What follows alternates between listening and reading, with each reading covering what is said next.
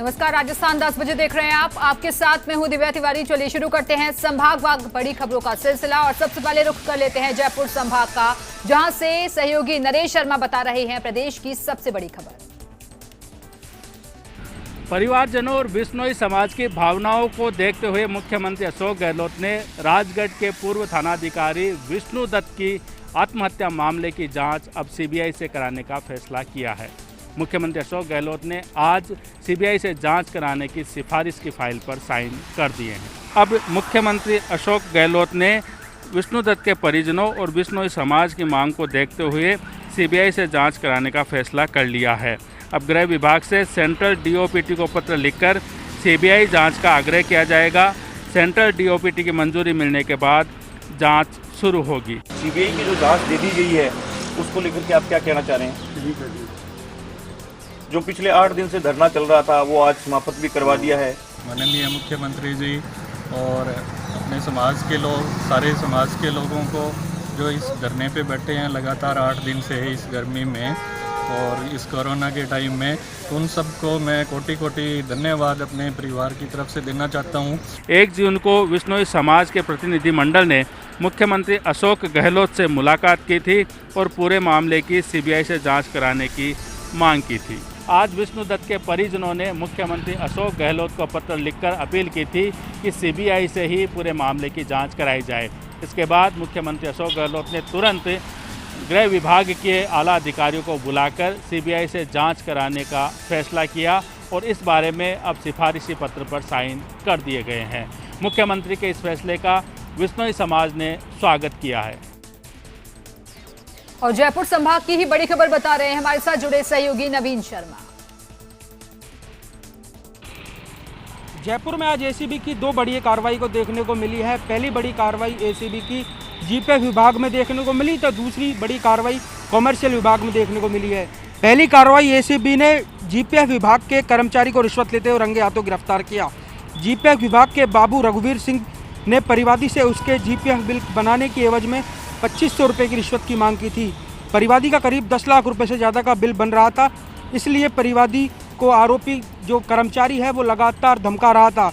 वहीं दूसरी कार्रवाई एसीबी ने कमर्शियल टैक्स विभाग में की। वहां पर जो सहायक प्रशासनिक अधिकारी हैं अब्दुल कद्दूस को 34,000 रुपये की रिश्वत लेते हुए रंगे हाथों गिरफ्तार किया है। एसीबी के निरीक्षक श्रवण कुमार ने बताया कि निर्माण करने की एवज में आरोपी अब्दुल ने ये रिश्वत की राशि की मांग की थी। ये ब्यूरो कार्यालय में हमारे कंप्लेनेंट ने एक रिपोर्ट इस आशय की पेश की थी कि मैं रिटायर हो चुका हूँ। मार्च के अंदर रिटायर हो गया था। ब्यूरो कार्यालय उपस्थित होकर एक शिकायत दी थी जिसमें Tanya COMEX private limited company के कर निर्धारण के रेक्टिफिकेशन को लेकर सीटीओ कार्यालय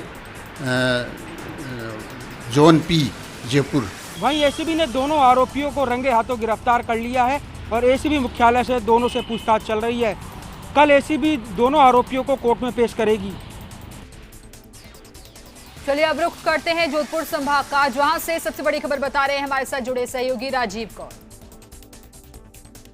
कोरोना के कहर के बीच अब टिड्डियों के कहर से लोग परेशान हैं। जोधपुर में जिस तरीके से आज कबीरनगर के बाद सदाफरा और आसपास के इलाकों में टिड्डियों के झुंड देखे गए, उससे लोग हैरान और परेशान हो गए।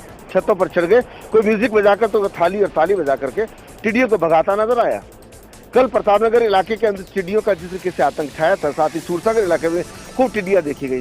सोच रहे थे कि शायद टिड्डियां आगे निकल गई होगी, लेकिन आज दोपहर बाद एक बार जिस तरीके से फिर टिड्डियां देखी गई हैं उससे लोग हैरान और परेशान हैं। हालांकि प्रदेश के मुख्यमंत्री अशोक गहलोत ने टिड्डी विभाग के लिए कर्मचारियों की भर्ती से लेकर अन्य संसाधनों की घोषणा कर दी है। हो सकता है कि बहुत जल्द ही इस पर इम्प्लीमेंटेशन भी किया जाए।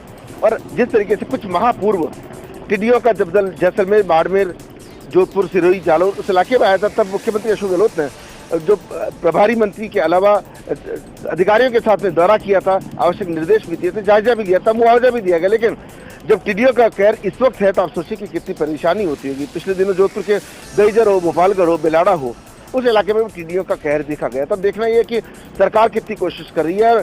केंद्र सरकार के पाले में बॉल इसलिए भी चली जाती है कि ये विभाग उनके पास आता है। अभी तक एयर से जिस तरीके से जो खुले इलाकों में छिड़काव किया जाना चाहिए, उस पर केंद्र सरकार की ओर से कोई सहमति नहीं बन पाने के कारण इस तरह की परेशानी है। इसका जिस तरीके से पिछली बार किसान नेता नारायण बेड़ा सुझाव भी दिया था, मगर अभी उस पर कोई कार्रवाई नहीं हुई है। बीकानेर संभाग की कौन सी खबर रही आज दिन भर सुर्खियों में, ये बता रहे हैं हमारे साथ जुड़े सहयोगी लक्ष्मण राघव।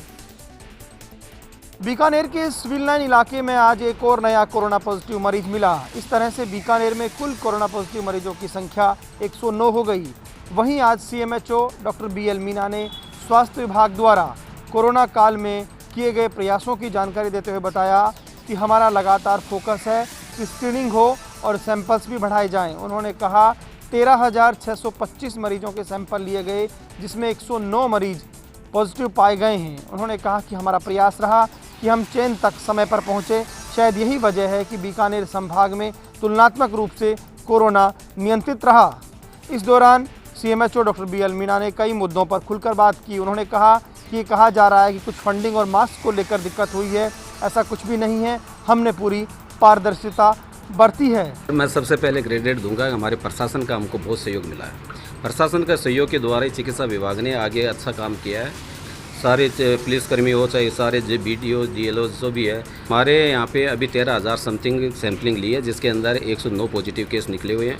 क्वारंटाइन सेंटर हमने 12 बनाए थे, जो अभी 2 रनिंग कंडीशन में, एक हंसा गेस्ट हाउस, एक संपत पैलेस।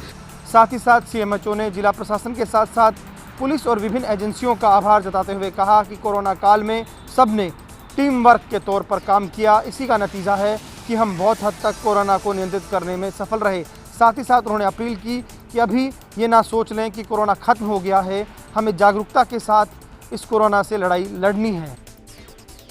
बीकानेर के बाद अब बारी है अजमेर संभाग की, जहां से बड़ी खबर बता रहे हैं भीलवाड़ा से जुड़े हमारे सहयोगी नवीन जोशी। कोरोना महामारी की मार में कपड़ा नगरी में आज एक युवक की मौत हो गई। हलेड़ गांव के रहने वाले सुरेश जाट की बीते रात को तबीयत खराब हो गई थी, जिसे महात्मा गांधी चिकित्सालय में भर्ती कराया गया था, जहां उसे सांस लेने में खासी दिक्कत हो रही थी। देर रात को इसकी इलाज के दौरान मौत हो गई। बताया जा रहा है कि सुरेश जाट बीते दिनों ही महाराष्ट्र से भीलवाड़ा लौटा था और होम क्वारंटाइन था। महाराष्ट्र में सुरेश जाट ट्रैक्टर कंप्रेसर का काम करता था। उधर अजमेर संभाग में दूसरी मौत अजमेर शहर में हुई है। भीलवाड़ा में अब 4 नए पॉजिटिव रोगी गुरुवार को सामने आए। इनके साथ ही भीलवाड़ा में कोरोना पॉजिटिव रोगियों की संख्या बढ़कर 160 हो गई है। उधर भीलवाड़ा में गुरुवार को रात की खबर यह रही कि 5 लोग लगातार तीसरी जांच रिपोर्ट आने के साथ ही नेगेटिव पाए गए, जिनको बाद में डिस्चार्ज कर दिया गया। भीलवाड़ा में जिला चिकित्सालय के हॉस्पिटल अधीक्षक डॉक्टर अरुण गौड़ के नेतृत्व में टीम जो मेहनत कर रही है, उसका नतीजा भी लगातार सामने आ रहा है। अब तक 101 रोगी पूरी तरह स्वस्थ होकर घर जा चुके हैं। कोटा संभाग की बड़ी खबर को जानने के लिए सीधे रुख करते हैं सहयोगी भंवर S चारण का। कोटा से आज खबर रिश्तों के कत्ल की। यहां शहर के भीमगंज मंडी थाना इलाके के अर्जुन विहार में NCC में कार्यरत एक फौजी अधिकारी के घर पर आज एक खौफनाक वारदात हुई। यहां परिवार के एक रिश्तेदार ने फौजी अधिकारी के 2 मासूम बच्चों पर निर्दयता के साथ चाकू चला दिया। 7 और 2 साल के इन दोनों बच्चों का गला रेतने के बाद इस आरोपी ने भी खुद भी सुसाइड करने का प्रयास किया। पहले उसने फांसी का फंदा लगाकर आत्महत्या का प्रयास किया और जब कामयाब नहीं हो पाया तो उसने उसी चाकू से अपने आप का गला भी रेत दिया। बहरहाल आसपास के लोगों ने पहले इन दोनों बच्चों को आर्मी अस्पताल पहुंचाया और बाद में इस युवक को भी कोटा शहर के MBS अस्पताल लाया गया। उसने स्वयं भी जो है मरने का प्रयास किया और उसने पहले वहाँ फंदा भी लगा हुआ था, पर उसने जो है अपने चाकू से अपना गला काट रखा था। उसके हॉस्पिटल MBS हॉस्पिटल में उसको भर्ती कराया, वहाँ उसके जो है टाँके वगैरह लगाए हैं। अब मुकदमा नीरज कुमार ने एक रिपोर्ट दी जिसपे 307 IPC में। बहरहाल अस्पताल में डॉक्टर्स इन तीनों घायलों की जान बचाने की जीतोड़ कोशिश कर रहे हैं, लेकिन जानकारी के मुताबिक 7 और 2 साल के इन दोनों मासूम बच्चों के अलावा आरोपी युवक भी गंभीर रूप से घायल है। चौंकाने वाली बात यह है कि आरोपी युवक फौजी अधिकारी की पत्नी का बुआ का बेटा भाई है। लॉकडाउन से पहले गौरव कोटा आ गया था और लॉकडाउन में यहीं फंस गया। उसको कल ही कोटा से जाना था, लेकिन जाने से पहले ही उसने जिस घर में शरण ली थी उसी घर में इस खौफनाक वारदात को अंजाम दे डाला। बहरहाल पुलिस और आर्मी पुलिस इस पूरे मामले की अलग अलग एंगल से पड़ताल कर रही है। भरतपुर संभाग की बड़ी खबर बता रहे हैं करौली से जुड़े हमारे सहयोगी मनोज जैन।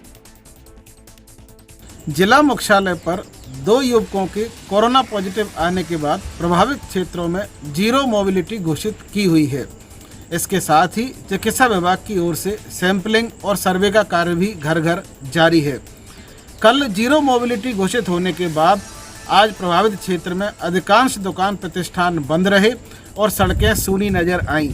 हालांकि कुछ एक दुकान खुली नजर आई, जिसको लेकर Karauli SDM Devendra Parmar, ADM Sudarshan Tomar, additional SP Prakash Chand, tehsildar सहित अन्य अधिकारी प्रभावित क्षेत्र में निकले और लोगों को नियम पालना की हिदायत दी। उधर सीएमएचओ डॉक्टर दिनेश मीना और पीएमओ डॉक्टर दिनेश गुप्ता के निर्देशन में मेडिकल विभाग की टीम भी सर्वे कार्य में लगी रही।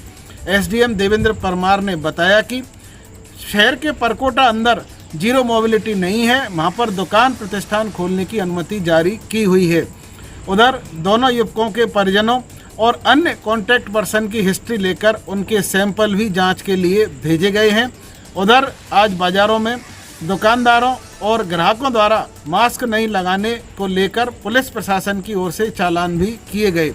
Collector doctor ML Yadav, SP Anil Kumar ने लोगों से सोशल डिस्टेंसिंग नियम पालना की अपील करने और प्रभावित क्षेत्र में आवाजाही नहीं करने की अपील की है। तो फिलहाल बहुत बहुत शुक्रिया आप सभी सहयोगियों का हमारे साथ जुड़ने के लिए, जानकारी देने के लिए। और अब खबरों में बढ़ते हैं आगे।